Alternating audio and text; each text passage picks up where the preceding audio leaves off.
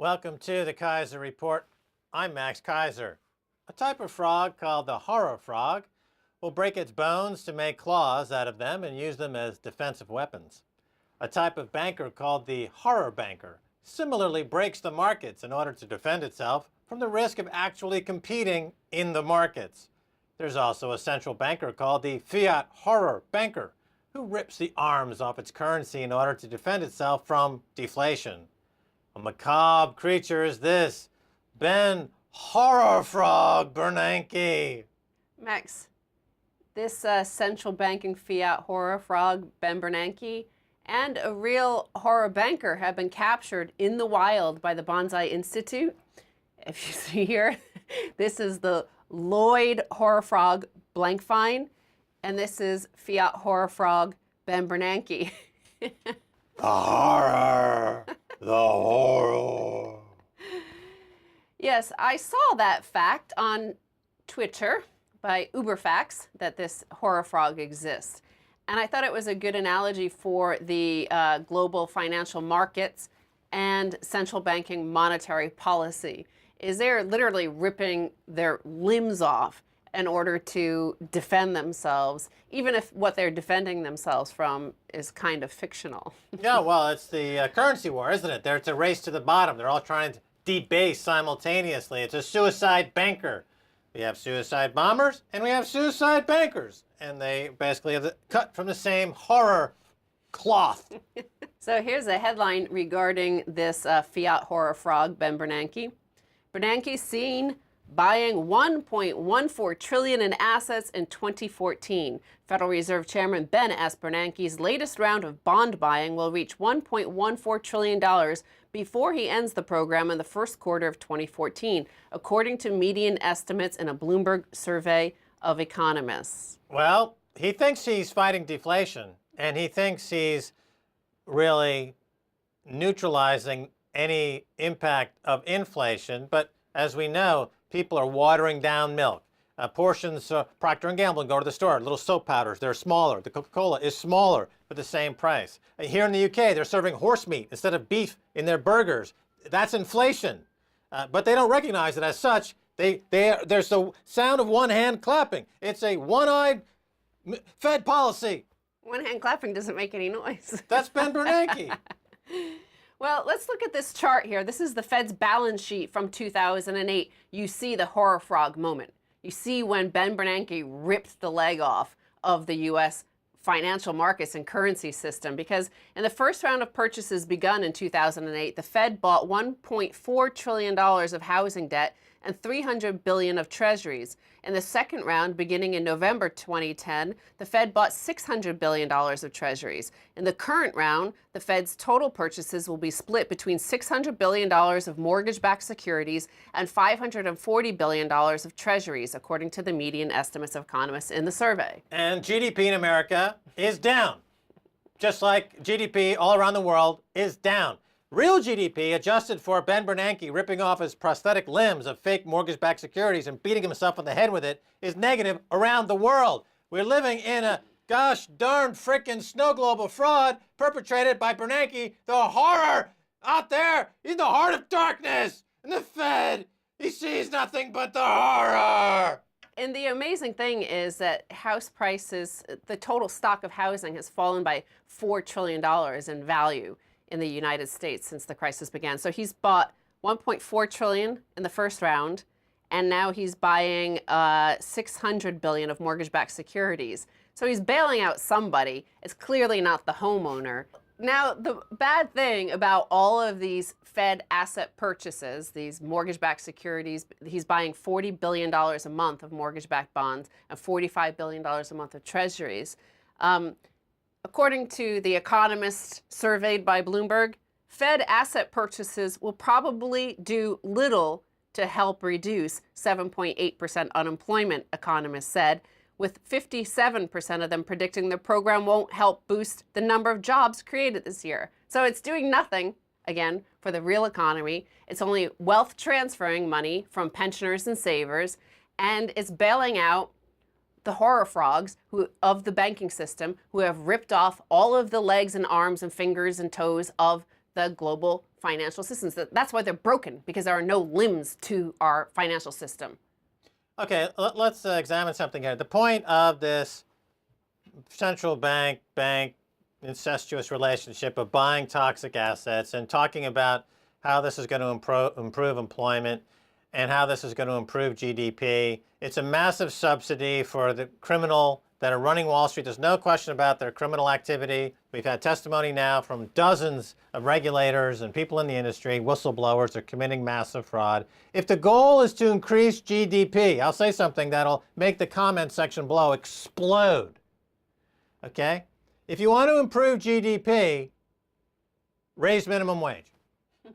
Okay? Just raise minimum wage. As a matter of fact, double minimum wage. GDP will go up.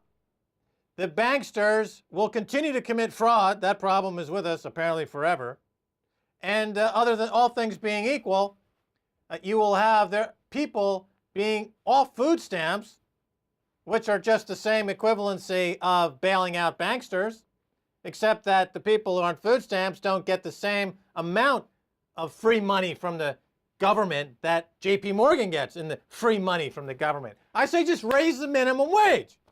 Well, most people out there and most governments do accept the notion of a minimum bonus. They all agree that because I don't know, I guess they like Lloyd Horror Frog blank fine. They think that these horror frogs deserve the money. So, however, speaking of horror frogs, let's move on to France. France totally bankrupt, says Labor Minister Michel Sapin. France's labor minister sent the country into a state of shock on Monday after he described the nation as totally bankrupt. Now, this has been covered, of course. Now, he said the state is bankrupt. C'est normal. This is what happens. We can't, it's impossible, c'est impossible in France to help anybody. This is a common refrain anyway, but it sent everybody into a frenzy. Apparently, the French population was shocked to have to be told this. But then the finance minister responded and said, France is a really solvent country. France is a really credible country. France is a country that is starting to recover.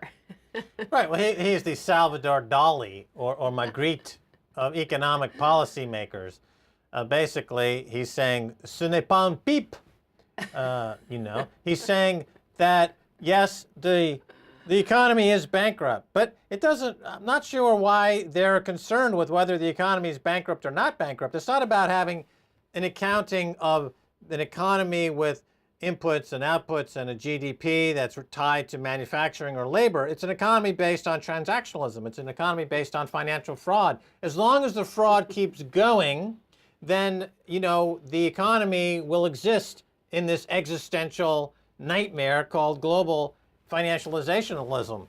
But to suddenly say that the economy is broke as if that means anything, so is the same thing for every economy in Europe, every economy in the world, because there's 600 trillion in derivatives. The total global GDP is 60 trillion. There's 10 times more debt at just a nominal basis. If you add in the flow of derivatives, there's 20 times more debt than there is actual GDP. There is no economy there. There's no collateral there. It's just flow. It's just flow. It's fraud flow. Capturing the fraud. It's fraud flow fee. Triple F.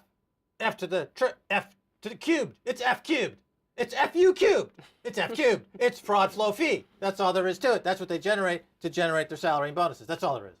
Well, this finance minister, after saying that they're a credible country, they're a solvent country, they're a recovering country, it's all fine. He then went on to say what he meant was that the state's financial situation was worrying in 2007. It's more worrying now because we've accumulated 600 billion euros more in debt. No, the government has no intention of paying any of that debt.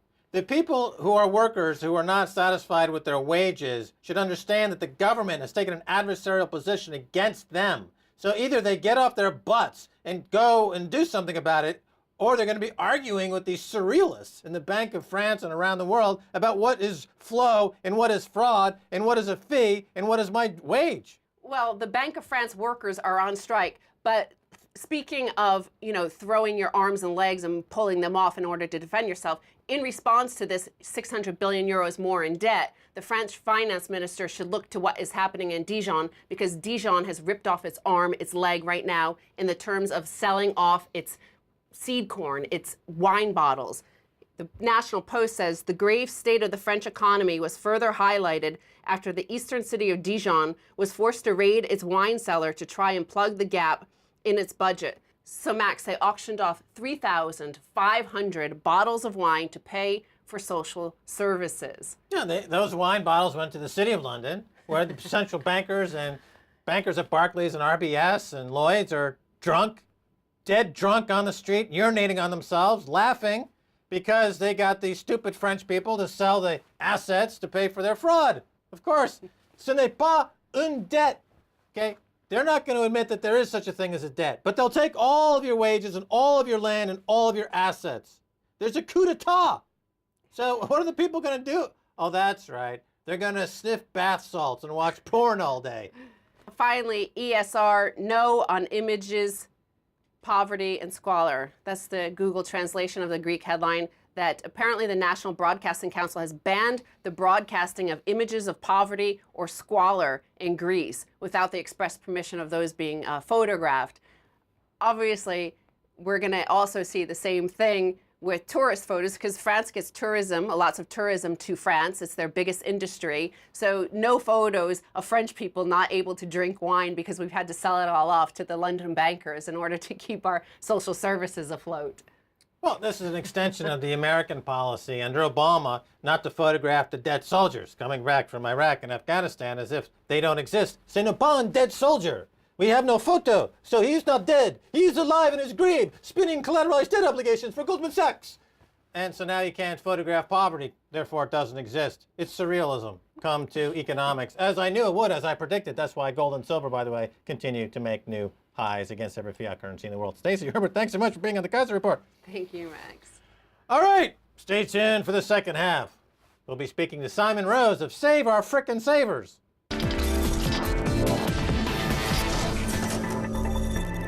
Welcome back to the Keiser Report. I'm Max Keiser. Time now to turn to Simon Rose of Save Our Savers. Simon Rose, welcome back. Thank you, Max. All right, now, you were over at Parliament. We see the building right behind us, and you were testifying on the impact of quantitative easing. You said it was a monumental mistake. Please elaborate. Yes. Well, the Treasury Select Committee decided last year that it might actually be worth looking into whether quantitative easing had been as wonderful as the Bank of England claimed. There was some thought that possibly not everybody had benefited from it. So they asked the bank to produce some document about how it affected everybody. And the bank effectively came back and said, well, it's really boosted asset prices, and it's particularly boosted the asset prices of the wealthiest 5% in the country. If you actually look at the numbers, of course, I guess we found that 72% of all the UK's net financial assets and pension fund wealth is held by the wealthiest 20% of people. Well, the bank claims this has been absolutely fantastic for everybody, ignoring what's happened to the majority of the people who are in the 80% who have, of course, lost out. So they produced this document, which basically said, if we'd not done quantitative easing, the world would have ended, there'd have been dragons in the sky, fissures would have opened up in the earth, and we'd have all gone to hell. The quantitative easing is basically an industrial policy. It's cooked up by the government to help a few bankers. It has no application for the real economy. And just to give some look at the numbers here, I noticed that the Bank of England itself put out a report saying that, sure, lowering interest rates has saved $70 billion in mortgage costs and other interest-related costs. But the impact on savers, if you include the loss to pension accounts, as you just mentioned, plus if you add the amount of money that corporations have had to move out of their working capital into their pensions, which are now falling. Okay, if you put those two numbers together, which was covered in The Economist magazine also, you end up with 140 billion pounds. So for every pound they save on interest, they lose 2 pounds from the real economy. Now what kind of fucking what kind of morons don't know how to add or subtract? What's this all about? Is the Parliament, are they that stupid? Well, this is why the Treasury Select Committee is looking into it. And I have to say, they are relatively sympathetic towards savers. It's nice that somebody is at least bringing this to the public attention. They're sympathetic towards savers the way Jimmy Savile is sympathetic to children. Well, I was going to say it may well end up being the way that the UN is sympathetic towards people that are being massacred, but yes, either analogy will do.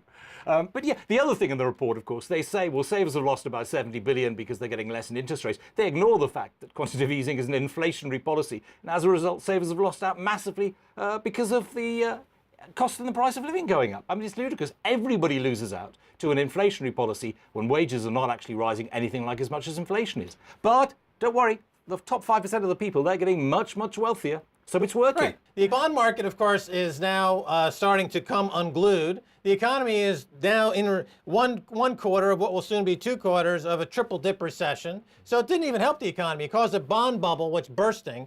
The economy is sinking, and the savers are being penalized. Now, there's an interesting study, of course, that said if they just let interest rates remain at 5% and let banks take the hit, like Iceland did. You know, Yep. Iceland are made of men. They're not made of parliamentary wusses. You've got a policy that's ended up bankrupting the company and the country, and there's absolutely no policy going forward to rectify the situation. It's a policy of pain relief. It's like giving a terminally ill patient morphine and saying, well, they're not complaining about the pain anymore, so they must be getting better. They haven't actually put anything right that was wrong 5 years ago. Now, Nothing. They do blame the so-called moochers. There's a big conversation happening in the UK about all the moochers living on the dole. But isn't much of the city activity really a form of living off the dole? It's a very interesting concept. I hadn't thought about that. Just rather more expensive moochers, I think. But isn't that true? They are moochers. They're living on the dole. They're being given money. Well, When it's a true. quantitative easing Yeah. is you know, it's your disability payment. Well, they're claiming it's not printing money, but effectively, that's exactly what it is. £375 billion of new money. It their hasn't balance actually, sheets increased Yeah, by exactly. hundreds of billions of pounds. That came from the central bank. It hasn't made the economy any wealthier. So if some of these people are getting much, much richer, it'll only be because the rest of us are getting much poorer. No, it's actually because the one reason they claim it's not printing money is because they can reverse it. You can imagine, can you? The Bank of England is actually sitting on 1/3 of the stock of UK gilts. And one day they're going to say, well, we're going to try selling them now. What on earth is going to happen to gilt prices? Right, they're already starting to fall, and they're already starting to. The Yeah. credit rating, of course, for the UK is set to be downgraded again, going from negative watch to outright negative, loss of the AAA rating. And you have this, of course, with Europe now, which could be a potential buyer of these bonds. They're splitting from continental Europe. So who would be the buyer of these bonds? Will it come to the point where the government, by edict, forces pension funds that are in, let's say, portfolios of things other than government bonds, that they'll just put a gun to their head and say, you have to buy these government bonds? We've seen that in Well, Argentina. we're in financial repression already of some sort, but it hasn't become incredibly severe. Unless they recognise their mistakes, which quite clearly they are not going to do, all they can do is get more repressive. I hate to think what is going to happen, but they're showing almost no sign. Now, there's a little chink here or there. Mervyn King is about to retire and go off and dig his allotment for the rest of his days, and he is now saying some moderately sensible things, but not at any stage by admitting that he leaving. was responsible. He's out the door. He's leaving. So he says what he said in the Economic Club in New He's a York wuss. in He's December. one of these British, like the BBC. They So- say when they're out the door, they say, oh, the BBC did all these horrible things. Bye, see ya. They never do anything while they're actually in office. Unfortunately, that is true. But he says we need to raise our national saving ratio. But what seems to be the right thing to do in the short term to maintain support for aggregate demand is absolutely the opposite of what we know we need to do in the long term. In other words, what we're doing is really bad from the economy, but we feel it's the best thing to do in the short term. Well, 5 years is short term so far. How long is the short term going to last? Well, what about this idea of stimulating aggregate demand in an economy that doesn't generate any supply? In other words, an economy is demand and supply being the stuff you manufacture and export. The UK, if you take out the, has been in a negative export of manufactured goods for something like 12 or 13 years, with one very small bubble recently in terms of cars. But the services industry, which is financial fraud that they export, take that out, they're not exporting really anything, except bombs when they go invade people. So there's no supply. So when they say they're going to stimulate demand to buy stuff that's manufactured elsewhere. It's completely Right? absolutely So completely that's the not wrong way stimulate around. the economy. That's right. They want to stimulate China's economy. That's what they're doing. They're stimulating China's economy. Why do you not apply for the role of Governor of the Bank of England? Max? Well, why would they? That's tyranny. You see? I mean, it's a parliament. It's supposed to be democratic. But yet they're working for Chinese people. They're working for Asian people to stimulate demand of their products and obliterating the manufacturing and wages for supply-driven economic manufacturing health in this country. That's tyrannical. That's not just irresponsible.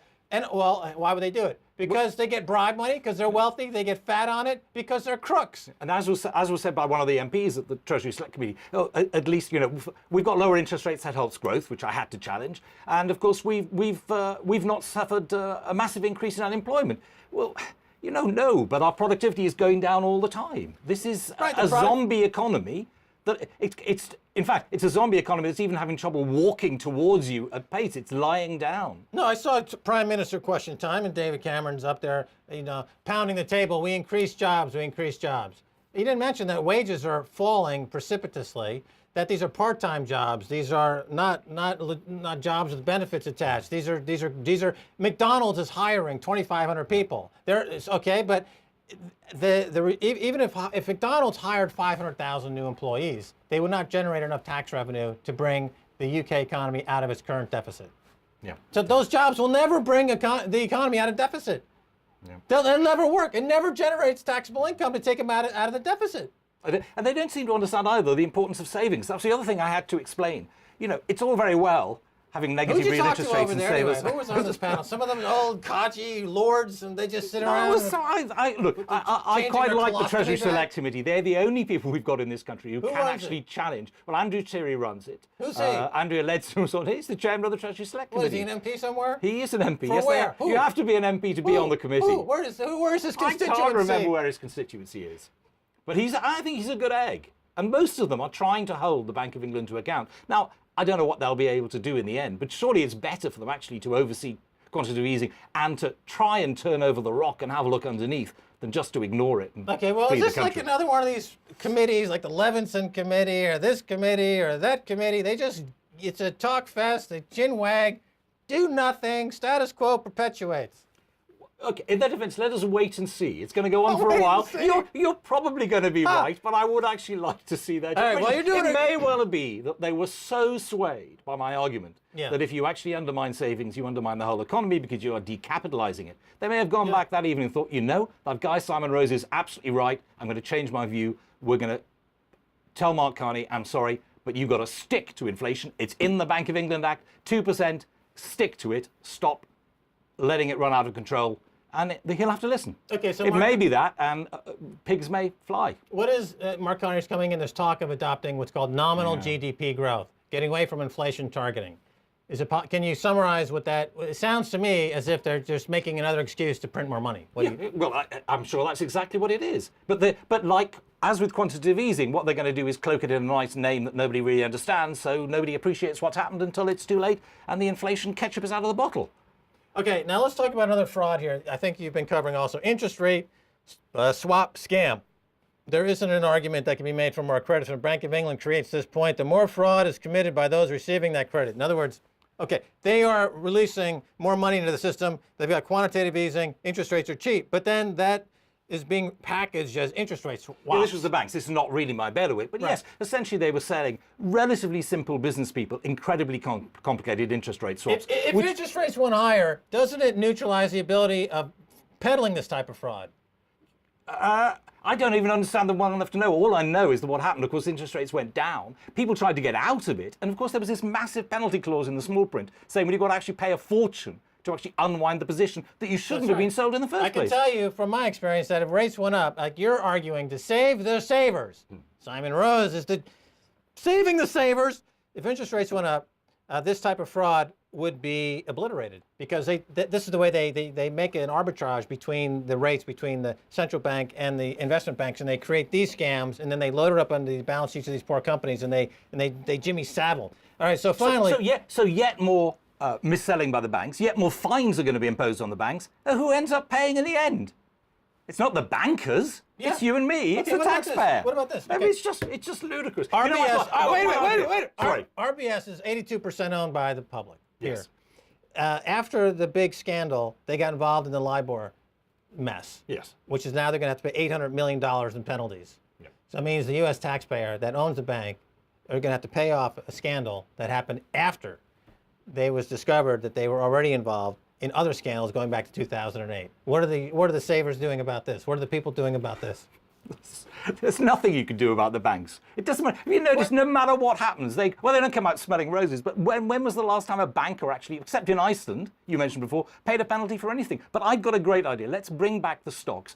Bank of England keeps talking about wanting to restore confidence. I would feel a lot confident if some of these people actually got put in the stocks and we go make fun of them. And here's a way to boost the economy. We had a terrible summer last year. Farmers can't sell rotten fruit and vegetable. Well, That's a great source of demand for rotten fruit and vegetable. I think that would be very good. People will pay a fortune if they can actually start flinging rotten fruit and veg at the people that got us into this mess. It's a new definition for stocks and bonds. Yeah. I'm with you, buddy. Great. Just put them in there and just pelt them with rotten tomatoes. Yeah. It would really cheer me up immensely. They would probably enjoy it because they're all into that S&M anyway. They're all kinky little banking. They'll find a way to make money out of it.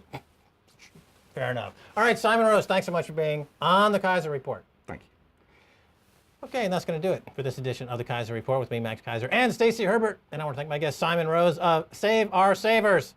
If you'd like to contact us, please tweet us at Keiser Report or at facebook.com/Keiser Report. Until next time, Max Keiser saying bye, y'all.